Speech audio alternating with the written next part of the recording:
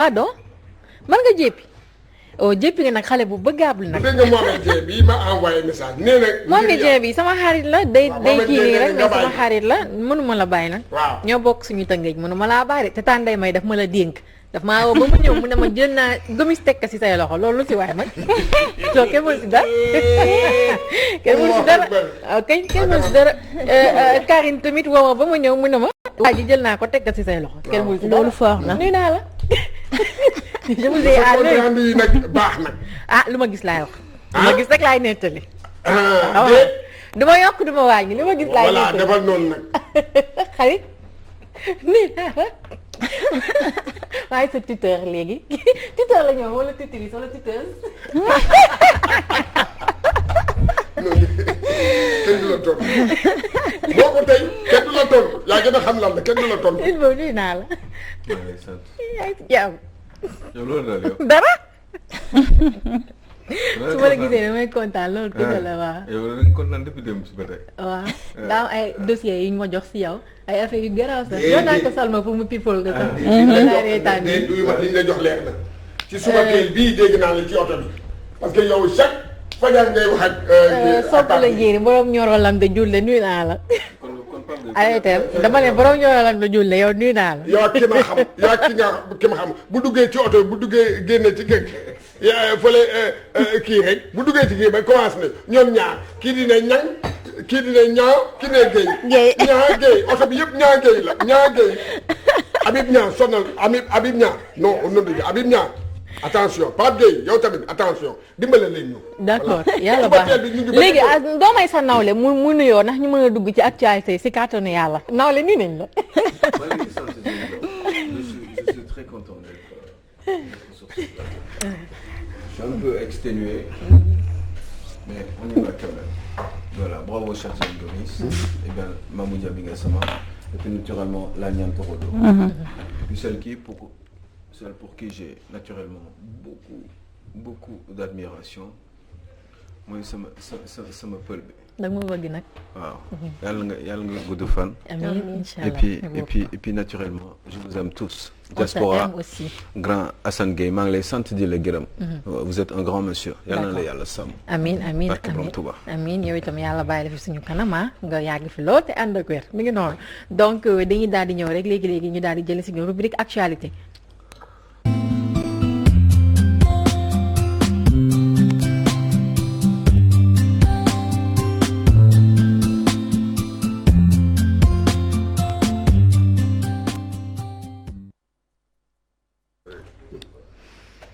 voilà donc lune boo dañuy daal di dugg ci li nga xamante moo di actualité yi comme chaque matin ni ñu koy dooree rek ñu daal di làbb fu nekk rek la ca gën a fës ñu daal di koy faram fàcc ñu dooree ko ak bu baax bi nga xam ne chaque jour moom la ñuy jëkkee di Walf Quotidien li nga xamante ni def na ko à sa une Jean-Christophe Rufin c'est ça non ancien ambassadeur. Voilà, ancien ambassadeur de France au Sénégal sur le duel Macky Sonko. Le bras de fer va continuer moom loolu la wax moom Jean-Christophe Rufin teg ci suuf nee na Sonko s'est établi comme le principal opposant légitime dans la rue et dans la jeunesse. Sonko principal opposant dans la jeunesse,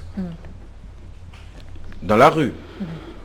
C'est vrai que dégg bi yomb na ni mais en même temps des fois français day xaw a xóot. Ça veut dire quoi, monsieur Rufin, dans la rue? Ça veut dire quoi? Lan mooy tekki Sonko est opposant dans la jeunesse. Ça mun nañu ko dégg. Mais quand vous dites dans la rue, da nga naan kii lan lay mën a teg est-ce que y a un opposant principal légitime dans la rue? Est-ce que du luñ koy waxtaanee ci mbedd mi foo dem ci mbedd mi rek fekk moom la ñuy waxtaanee bëggul waxee foofu la. Je ne sais pas en tout cas li nekk sama bopp bari na ci dégg-dégg boobu dégg-dégg français bi mu wax. bi ma la jox léegi ci suuf. Ça peut être péjoratif aussi. surtout. Parce que c'est un ancien diplomate. Donc bu nekkoon fii en tant qu'ambassadeur. Je pense que mënoon na ne Sonko actuellement est tout simplement le principal opposant sénégalais. Et qu'il s'en arrête là. Sonko mooy principal opposant Sénégal mu yam foofu waaye moom nee na dans la rue. dans la jeunesse. Et dans la jeunesse. Juste lui rappeler à lui, monsieur Jean-Christophe Rufin, que 70% des Sénégalais ont moins de 35 ans et la majeure partie de ces jeunes qui ont moins de 35 ans pensent Sonko. Même ceux qui sont dans les autres partis d'opposition. Même ñi nekk ci yenn parti d'opposition yi li Sonko di wax des fois dañu naan est-ce que parce qu'en réalité le Sénégal pense Sonko. Je ne suis pas là pour défendre Sonko, mais quand Sonko parle et que Farba Ngom parle, c'est d'une évidence que je pense Sonko. Et je pense que ni vous appelez boo leen wooyee fukki sénégalais Sonko wax li mu xalaat ci réew mi, eh ben Farba Ngom wax li mu xalaat ci réew mi wala Aliou Dembourou Sow wax li mu xalaat ci réew mi, eh ben on se rendrait compte tout de suite que ñu bari dañuy nekk ci côté Sonko. Il est peut-être un leader boo xam ne xale yi am nañu bàyyi nañu xel ci moom, mais aussi c'est le principal institutionnellement parlant entre guillemets. Sonko a été quand même monsieur Rufin, je vous le rappelle, 3e aux élections présidentielles. Donc je pense que ni mënoon nga defaraat, vous auriez pu, je vous parle en français, vous auriez pu aussi réguler un tout petit peu vos phrases ou votre phrase, parce que Sonko, Fatou lan la waxati en français. Sonko s'est établi comme le principal opposant légitime dans la rue et dans la jeunesse. Dans la rue. Pourquoi dans la rue? Mais la démocratie ne se passe pas dans la rue. Monsieur Rufin, la démocratie se passe dans les urnes. Et au niveau des urnes, Sonko a été 3e aux élections présidentielles. Mais ku nekk 3e élection présidentielle, ki nekkoon 2e dem ànd ak nguur gi, donc forcément le plus légitime jusqu'aux prochaines élections d'entre nous, enfin d'entre eux qui étaient candidats aux élections présidentielles, donc ñi ci gën a légitime te farewuñu ci nguur gi, ki ci gën a légitime, il s'appelle Ousmane Sonko. Je suis pas là pour jouer à l'avocat du diable, mais je veux aussi que wax bi muy leer. Est-ce que bu doon Idrissa Seck dinañ ko wax? Mais tous les manifestants ne sont pas pro Sonko. Tous ceux qui étaient dans la rue ñi nekkoon ci mbedd mi yépp du Sonko forcément la ñu àndal, mais dañuy défendre une certaine justice bi nga xam ne dafay manquer des fois dans ce pays. Alors ne nous dites pas que Sonko est donc le leader donc de l'opposition de la rue, si je peux le dire comme ça, parce que je crois que même lecture bi la ñuy am. Donc en un mot, monsieur Rufin, je suis en aucun cas en phase avec vous, et je crois que vous devriez pouvoir réviser encore un petit peu vos réflexions par rapport à ce qui se passe justement ci wàllum fonctionnement démocratie réew mi. moo tax wax na ci leneen nee na s'ils veulent le faire disparaître. parce que foofu coach. il faut que tamit mu bon c'est vrai ambassadeur la woon fii au Sénégal, mais il faut mu rappeler wu tamit lenn. mooy que li mu wax lii opposition dans la rue, on le disait à Wade, et Wade finalement a été loolu mu doon wax noonu, ça c'est matérialisé bi moo am ba Wade falu.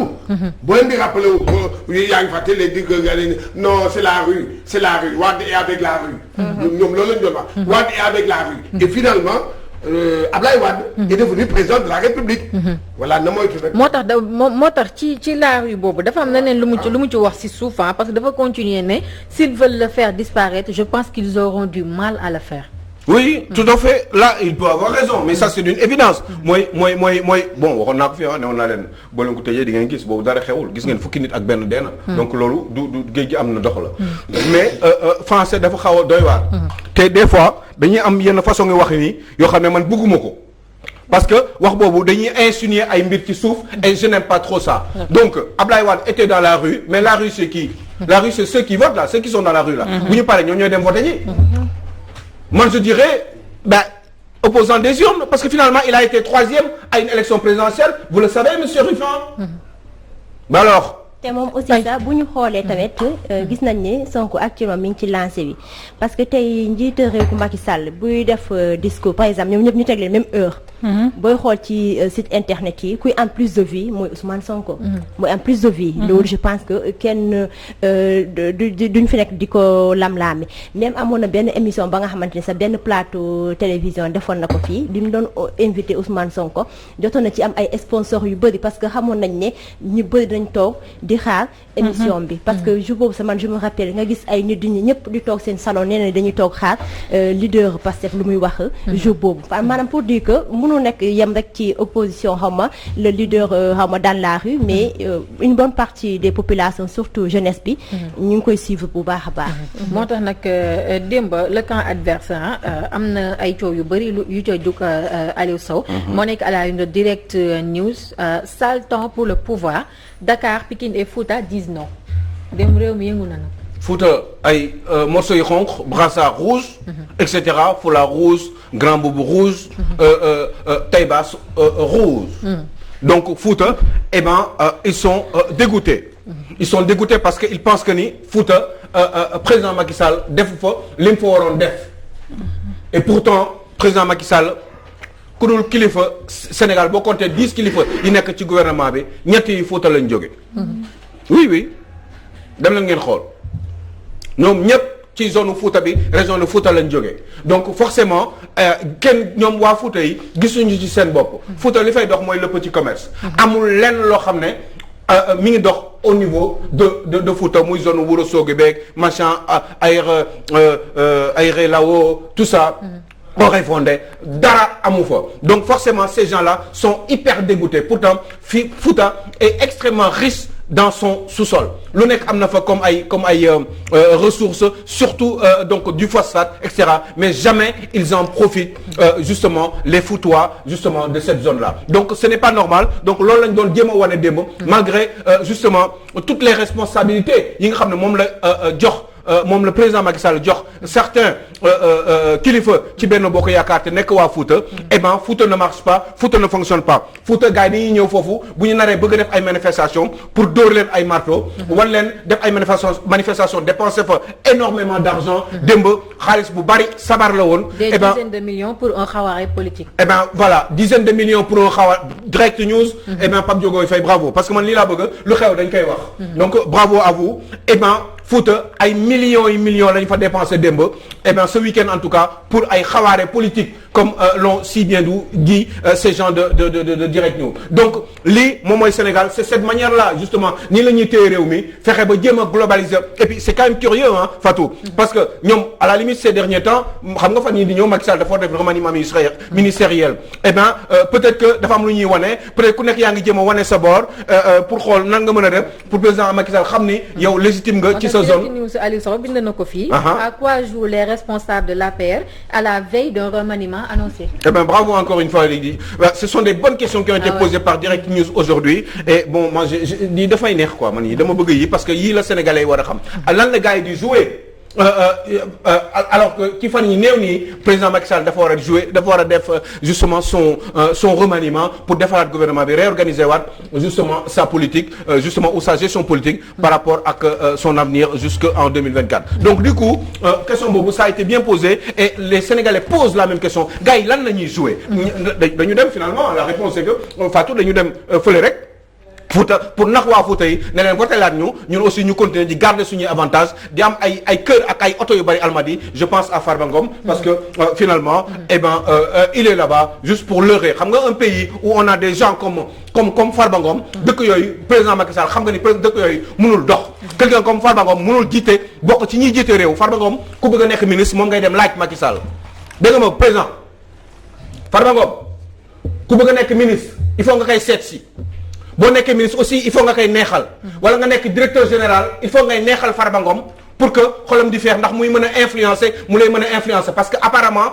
Farba Ngom mën na la lu nekk yow président Macky Sall donc nit ñi ay 2 heures du matin 3 heures du matin la ñuy dem ci këram même bu fekkee da nga am fonction sax da nga am fonction ministérielle wala fonction de direction générale wala direction nationale il faut ngay dem Farba di ko neexal pour boo buggee gën a toog ci sa siège u directeur général wala ci sa siège u ministre donc moo tax xëy na Farba Ngom muy oser di def lu ko neex mais véritablement un monsieur comme Farba Ngom bu ñu ko amee Sénégal yow Macky Sall président de la République mënoo imaginer di nga avancer loo sa réew Voilà, allez chercher d'abord toute la fortune qu'il a fan la ko jëlee quelles sont ses déclarations fiscales lan mooy son patrimoine yooyu yëpp kenn mënu ko xam ci réew mi donc réew mi mënuñu dara lu dul je reviens à monsieur Ruffin mënuñu dara lu dul que les Sénégalais pensent la même chose que ce que dit Sonko parce que finalement moi je pense la même chose les autres aussi dans leur majorité dans ce pays. D'accord Rewmi Quotidien la ñuy terminer Aliou Sow parce qu'il nous reste peu de temps Mamour Cissé fait des révélations explosives mooy émeute après l'arrestation de Sonko alors moom bëri na ci yu bëri yu mu wax nee na il était prévu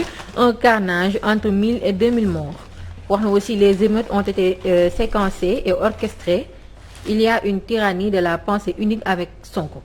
Bah il était prévu un carnage je n'en sais rien parce que loolu kenn xamu ko moi aussi j'ai entendu des rumeurs que moment bi affaire bi amoon moment bi émeute yi amoon 2 jours yooyu armée française mi ngi doon def le tour de la région de Dakar pour xool exactement élever situation bi pour mën a jox ay informations à la France pour ñoom ñu xam nan la ñuy toogee donc yooyu yëpp dégg nañ ko mais amuñ ci yenn preuve yu concrètes sauf que quelquefois anaa xëy na nga gis des gros camions doo xam avec un petit peu le drapeau français da nga naan ñii lan la ñu fi def heure bi pendant qu'il y a des manifestations donc on ne peut pas dugg ci détails yooyu par contre pour ce qui a été dit sur la pensée unique chez les sonkistes je pense qu'il a raison parce qu'à un moment donné aussi les gens de Ousmane Sonko il faut qu'ils apprennent à lâcher un petit peu du lest parce que il est inquestion que nit bu d'accordul ak yow ñu lay saaga ci ay internet di la yuuxu di la daggal ay ndey yenn façon daggal ndey parce que juste vous n'êtes pas d'accord donc pensée unique boobu Mamour Cissé wax waaw pensée unique boobu wax dëgg yàlla Mamour Cissé a 200% raison parce que waa kër Sonko yi tàmm nañu ku d'accordul ak ñoom ñu lay façon saaga ndey bu nekk ñu saaga la ko lu nekk ñu yàq la ko donc il y a pas une pensée unique dans ce pays on est dans une démocratie ouverte et toutes les pensées doivent être justement tenues en compte parce que finalement ñun ñëpp ay doomu Sénégal lañ ku nekk da ngay yeewu di xalaat par rapport ak ay éléments yi nga yor ci sa biir loxo kon il est inquestion que des fois tout le monde les sonkistes les gens de Sonko ceux qui sont du Pastef en général ce n'est pas tout le monde Fatou il faut oser le dire mais une bonne partie de ces gens boo d'accord ak ñoom tey lii léegi boo d'accord ak ñoom ñu tàggal lépp ne la yaa fi gën a ay waaye suba boo waxee le contraire boo xam ne arrangé wu leen allewul dans leur sens ñu commencé di la yàq naka su dul noonu et ça ce n'est pas normal parce que nit Cheikh Niane Gomis je crois que li may wax ni yëpp le Sénégalais di wax je crois que je parle pour tout le monde moo tax des fois damay xaw a sonn tuuti parce que finalement lu nekk lañ lay yàq mais c'est pas grave parce que finalement c'est la fin qui justifie les moyens et c'est le dernier mot toujours yàlla kese moom moo fi nekk te coûte de comment on le dit dans ce bamel je sais plus comment on le dit ku nekk ak sa tëraayu bamel ku nekk ku ñuy suul yow kese la ñuy suul donc nit ku nekk booy wax da ngay wax rek ngir yàlla tax te jamais je ne pourrais dire une chose bu fekkee ni dama wax mbir jum ci le lendemain je suis prêt à me rectifier parce que man dëgg rek ma tax a jóg fu dëgg am tey ji nii bu ma ko fekkeewul suba dinaa laajte fan la nekk ma dem foofu en tout cas li nga wax nii bon nombre de Sénégalais dañu koy wax ci suuf nga indil ñu ko ci kaw et on apprécie beaucoup parce que mënuñu aussi nekk ñoom ñuy xeex démocratie te ñoom ci seen biir duñu démocrate ci partager li nga xamante moom lañ leen di nit ñi di waxal lépp dañu leen koy yokkal rek tooguñu fi pour Sonko wala pour Macky wala pour keneen ak keneen mais on est là